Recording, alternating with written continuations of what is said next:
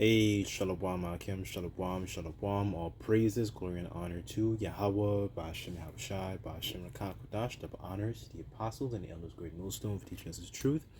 Salutations to the sincere Akim and Aqua that may listen. May the blessing of election be upon your house. My name is our brother Raquai, and back in here with another quick and Lord's will, always an edifying lesson. And for today's lesson, I don't really know what have the title for it is, but basically I'm kind of reacting to this image that you see on the screen here in regards to this rapper, you know, and her sentiment was, um, her biggest red flag is dating a man, a straight man, right? So, so already know this is the hidden agenda that's being pushed, right? Our people are used to push, wickedness, upon especially our own people, right? As a matter of fact, hold on.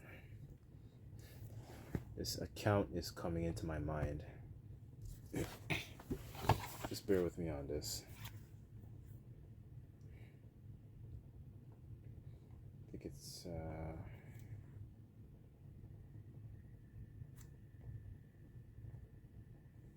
just bear with me on this.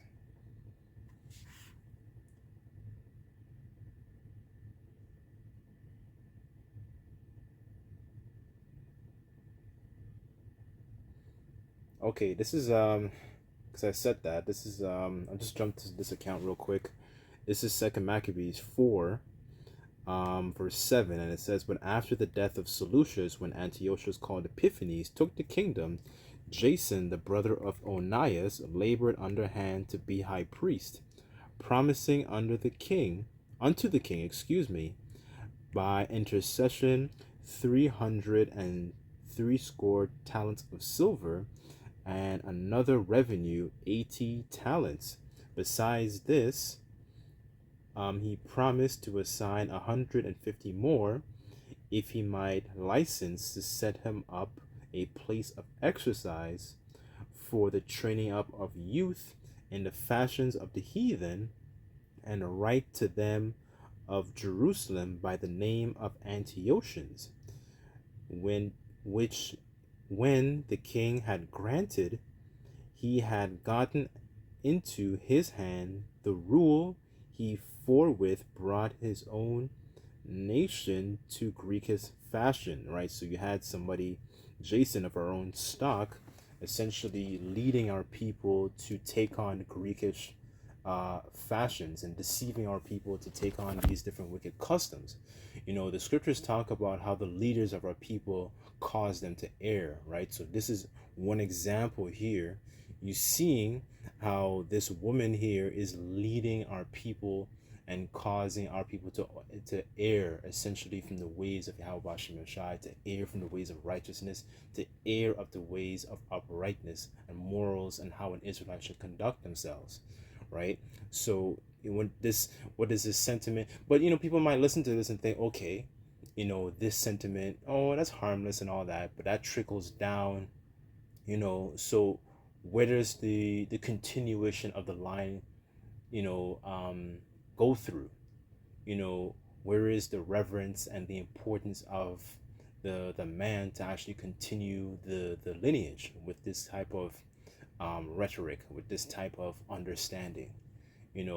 Our people, a lot of people might see this as harmless, but this is very, very detrimental to the nation, because you need the father, more specifically, you need both parents in the household, but most importantly, there is a strong importance of the Israelite man, because the Israelite man is the one who carries the seed. He carries both the X and the Y chromosome, right? But our women are so bamboozled to the point where they don't see the value in that, and they don't see they are essentially being deceived by the enemy. They don't see that, okay, signing some contract and making maybe 100,000, 500, or even $1 million, that's causing your people to destroy themselves, because this is just the beginning, and then because it says she's a rapper, right? Esau is very, very crafty with influencing our people to push them to use and get them to push certain messages in the music to influence our people to do wickedness. Esau is extremely crafty, but simple women like this on the screen don't see that. They're easily being deceived, right? Just like how Eve was deceived, right? Taking on those fruits, taking on those philosophies, right? And thinking that it was good for you. But it shows that like the scriptures talk about how the let me get it. It's in I think it's in the book of Sirach.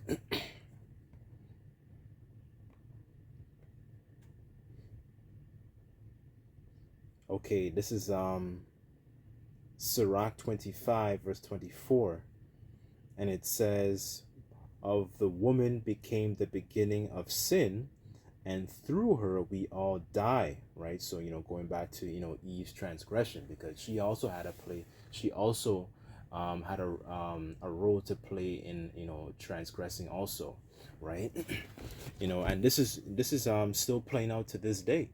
Our people, our women specifically don't see the value in the Israelite man in regards to the seed. That's why they engage in certain practices such as abortion. And I was looking it up recently. When it comes to our nation as a whole, our nation is topping the charts when it comes to wickedness such as abortion and deleting our babies, deleting our children, right? And that is one of the things our women do, right?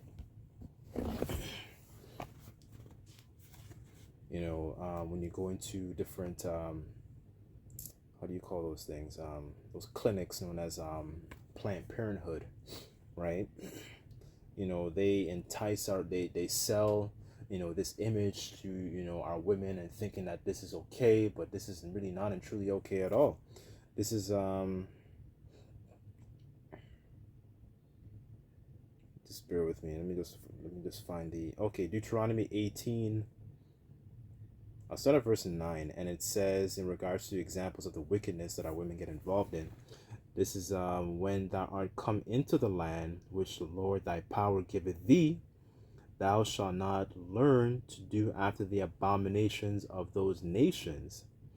There shall be found among you that maketh his son or his daughter to pass. Oh, excuse me, let me read that again. There shall not be found among you anyone that maketh his son or his daughter to pass through the fire, or that useth divination, or an observer of times, or an enchanter or a witch, right? So we're not supposed to, essentially sacrifice our children.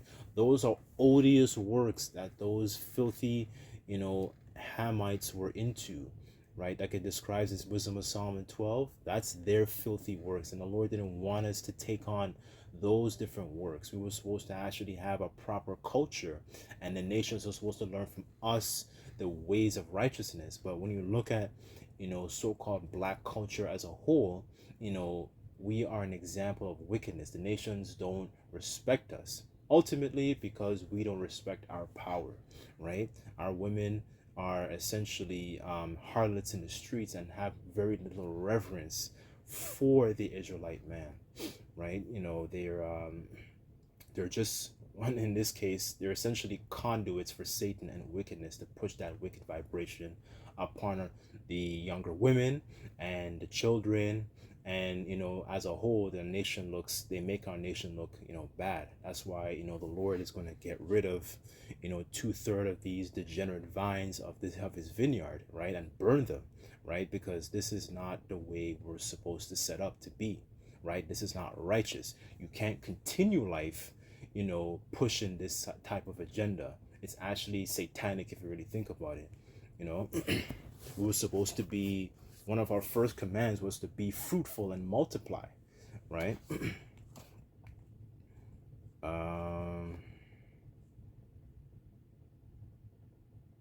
This is Genesis 1, verse 28. And the Elohim blessed them, and the Elohim said unto them, Be fruitful, and multiply, and replenish the earth, and subdue it, and have dominion over the fish of the sea, and over the fowl of the air, and over every living thing that moveth upon the earth, right? So we're supposed to be fruitful and multiply as sons of God, right? We're supposed to continue, the ways of righteousness.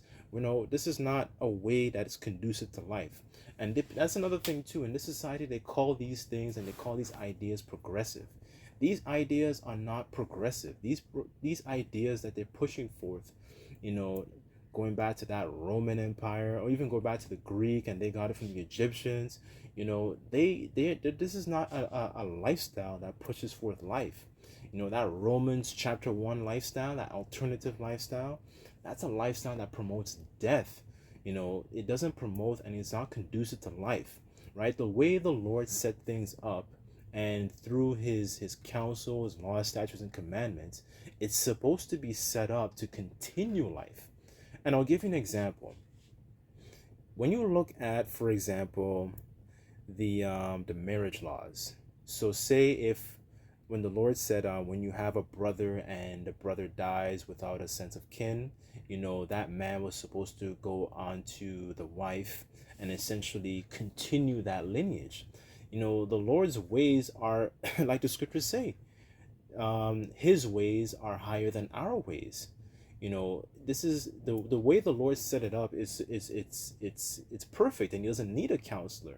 It's not a way that is supposed to promote death. It's a way to actually continue life, how to nurture the life, and how to actually continue righteousness, that righteous vibration upon the planet Earth, right? But our people and our women don't seem to understand the value of that, don't seem to understand the value of in being in subjection under a man, being a man in the head in your household, having fathers, having continuing the seed, right? In the ancient times, there was a stronger reverence, for the Israelite man and his position in the household and his position among the congregation, right? So I wanted to get one example of the mentality of our women, in the ancient times. Just a couple examples of women, and just to show you the contrast between then and now. So this is, just bear with me, let me just look for it.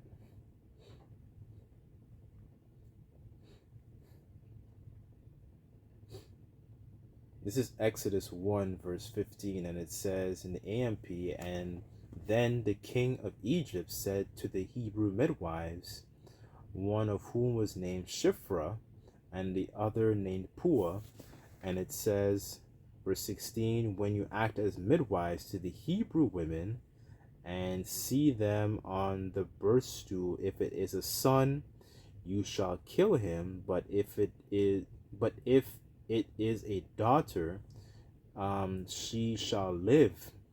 But the midwives feared the Most High with profound reverence, and did not as the king of Egypt commanded, but they let the boy babies live. So the king of Egypt called the midwives and said unto them, why have you done this thing? Allow the boy babies to live. Right? So this is a good example, our women actually understanding the importance of the boy, understanding the importance of the Israelite man carrying the seed. They understood that through this this boy, he can come and he can actually